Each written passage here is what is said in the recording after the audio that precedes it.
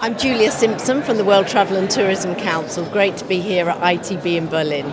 Julia, thanks so much for giving us your time. You've just come off the stage and you've just made a series of very, very important announcements. Yeah, absolutely. We're looking to drive greater sustainability throughout travel and tourism. And one of the areas we're looking at is in the hotel and accommodation sector. So 80% of hotels globally are actually small mom and pop bed and breakfasts or very small chains. And while some of them are very, very advanced on what they do on sustainability, others need a bit of help. How do they get certified? How do they do that first step? So we're introducing a scientific certification process today called Hotel Sustainability Basics. We're being very honest in the title, it is basics.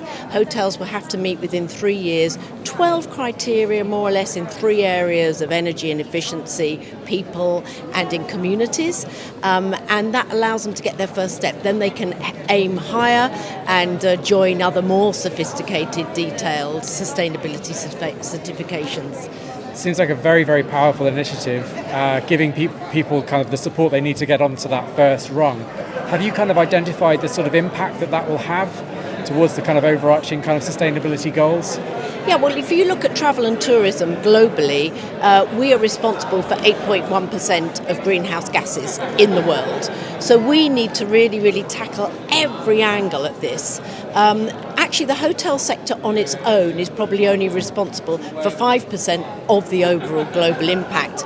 But obviously people have to travel hotels, supplies have to be delivered to hotels, so actually it's a much broader picture. So we think that this will really help drive down greenhouse gas emissions from our sector. We haven't put an exact number on it yet because we're still working on it, but if you get 80% of all hotels in the world following this and getting to net zero, then it will be quite a profound impact.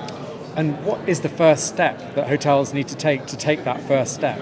Yeah, well, the first step is the WTTC has a link if you go onto our website. So if you're a hotel, you can go on there. And then it is quite a modest payment. You can do 3 types of payments.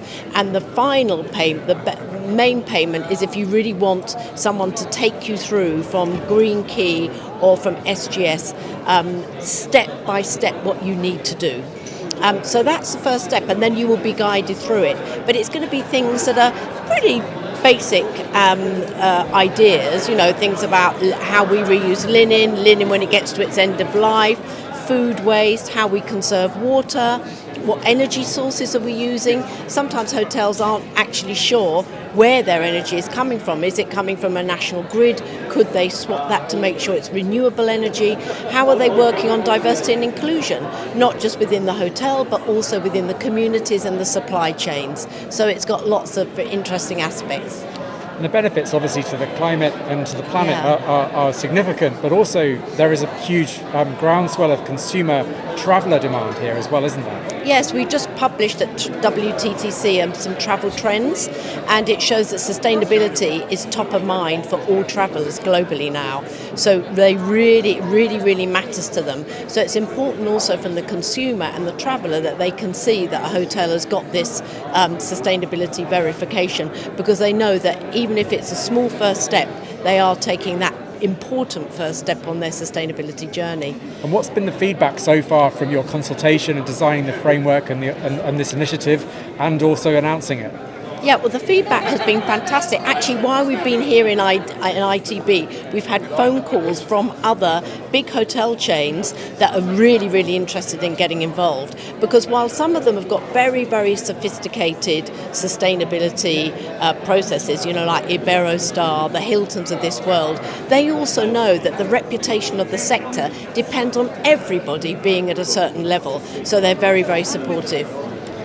And I can't stop to ask you kind of some broader questions, if that's okay. Yeah. Obviously, this is the first time in 4 years that we've been here in ITB Berlin. Tell us a little bit about kind of what you're expecting and looking forward to over the next few days. Well, ITB Berlin is such an important point in travel and tourism's calendar every year. As you say, it's been virtual because of COVID for the last few years. So for me, it's my very first time, and I think for many people it's great to get back, because it's only by discussing these issues face to face that you really can solve some of the big issues facing our industry. But actually the industry is doing very well. As you know, COVID meant that we lost 50% of our value, 62 million jobs globally were lost. There were some economies that really rely on travel and tourism in terms of their general economy. So it was really felt very hard, but the good news is travel and tourism is really back. We're getting back to the 2019 baseline numbers. It depends where you are regionally. There are some headwinds, inflationary pressures, of course, we know that, some labour shortages. But what's interesting is the trends report that we did on travel showed that when customers have what they call discretionary spend, they could spend it in different places, they're putting travel top of their list. I'm not entirely surprised at that, because after the world has been closed for so many years, people are really, really keen to get out and travel again. So it's great news for us. Julia, thanks so much for your time today. Pleasure, always a pleasure. Thank you very much.